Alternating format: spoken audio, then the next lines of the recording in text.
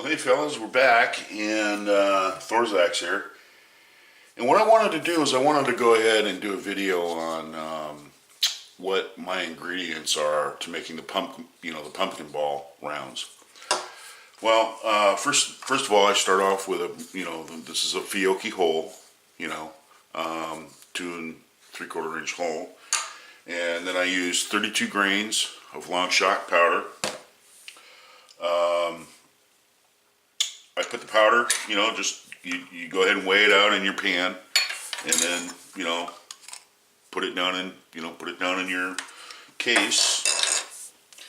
And then what you do is you use a nitro card.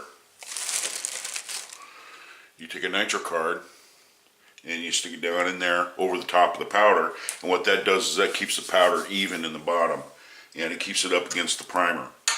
And then what I do is I install a 1/4 inch felt wad. This is just a cushion wad, and I stick that down over the top of the nitro card. Then what I do,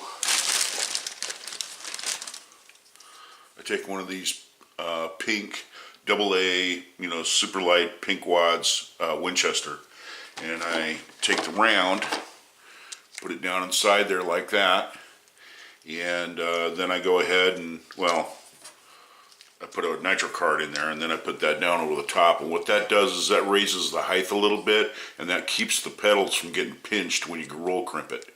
So, that's one of the little tricks. You're just trying to raise it up a little bit so that that these don't get pinched in your roll crimp.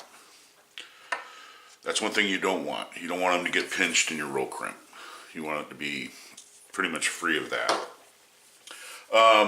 One thing I do is I treat the wad petals, with Rooster Jacket. And what that does is that leaves a little bit of lubricant on there, and it leaves a little lubricant on the inside. And then what I also did was that I used floor wax on the round itself.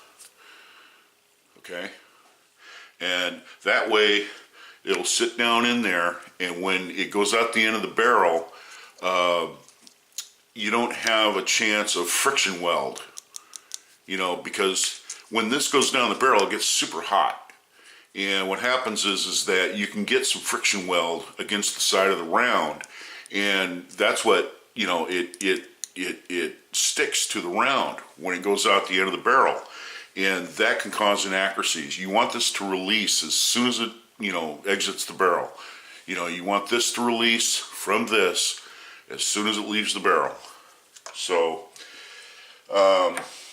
that's one of the things I've been working on. I've been kind of, trying to perfect it in the manufacturer here first, and then when I go out and shoot it, see the results. But that'll be in my next video. I'm going to go ahead and I'm going to take my 835 out. I've ordered a scope rail for it. I bought a red dot scope, just a little cheapy, Bushnell, and I'm going to put it on there so I can just have repeatable, a site reference.